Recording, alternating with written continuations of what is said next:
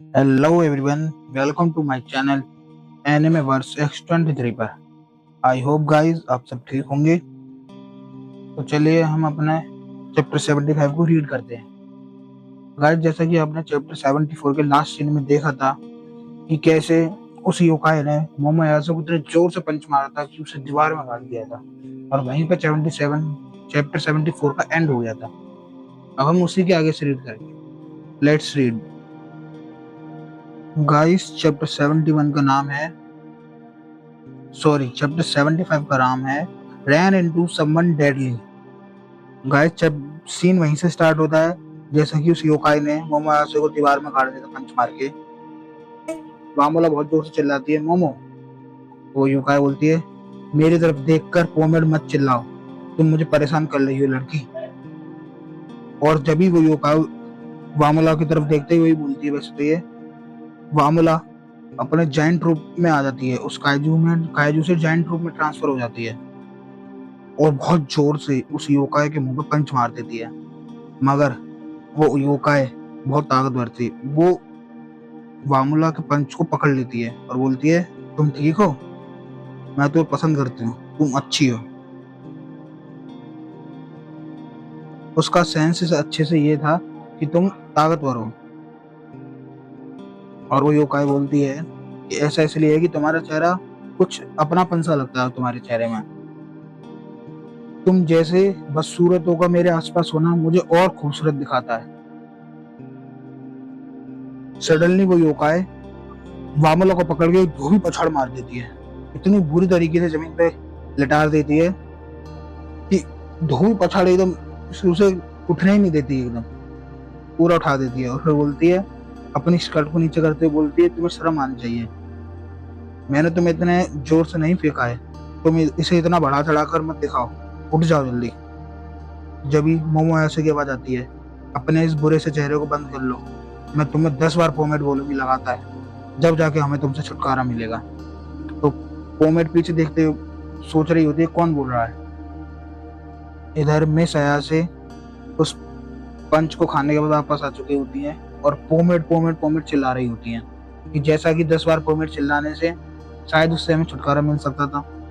जब भी वो योकाई अपने मिरर में हाथ को डालकर और जमीन से एक पंच मारती है मोमोयासु को और उसे ढेर कर देती है।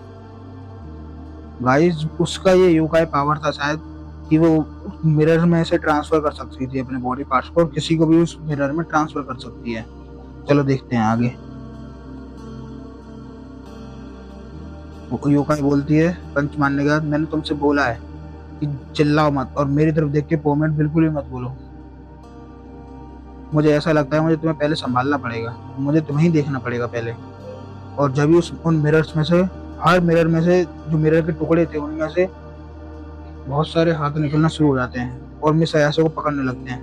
मिस अयासे बोल रही थी क्या हो रहा है, मेरी समझ में नहीं आ रहा है यहाँ पे वो चल क्या रहा है, ये कौन सी पावर है।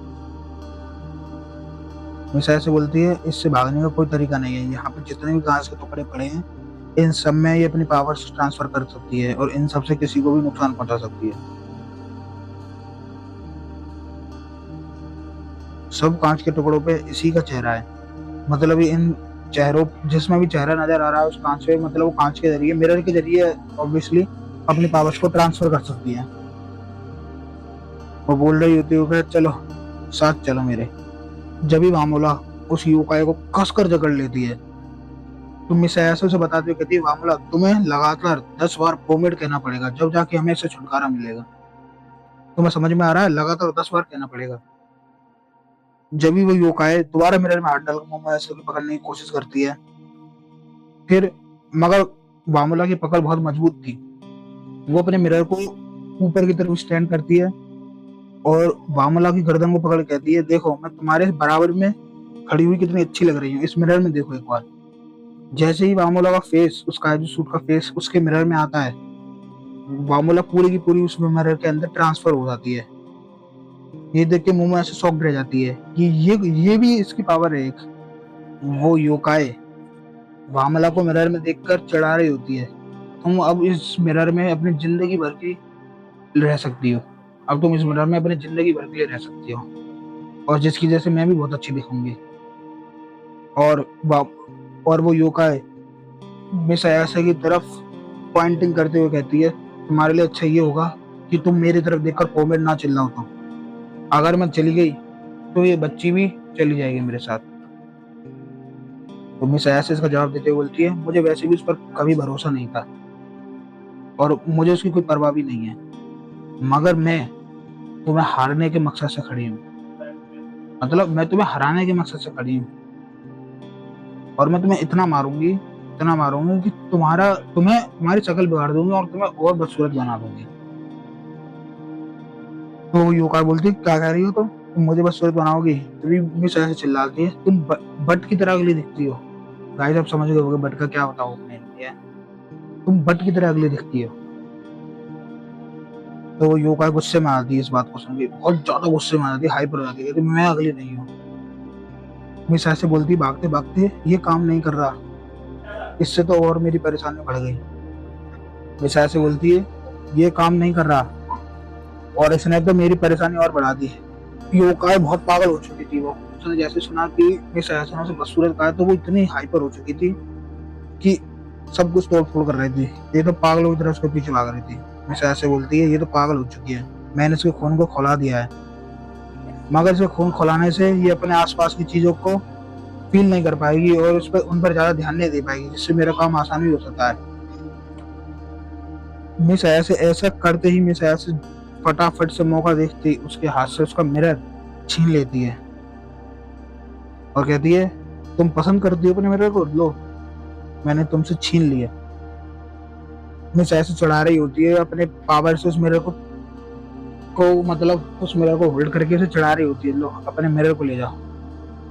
तो वो योकाई चिल्लाती है, माई मिरर, इसे वापस दो। तो वो योकाई बोलती है, बिना मिरर के मैं अपने चेहरे को कैसे देखूंगी, ये मेरा है, इसे वापस करो अभी के अभी। मिस ऐसे उस मिरर में अपनी पावर डालते हुए बोल रही होती है, ये सही नहीं है, मुझे लगा था मेरी पावर्स इसमें काम करेंगी, मगर मैं इस मिरर में जा ही नहीं पा रही।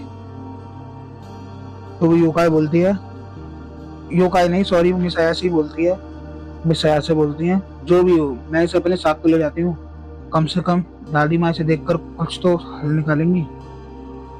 गाइस यहाँ पर वो योकाई बोलती है, अगर तुम्हें अंदर जाना इतना ही पसंद है, क्यों ना मैं ही तुम्हें खुद अंदर डाल दूं उसके।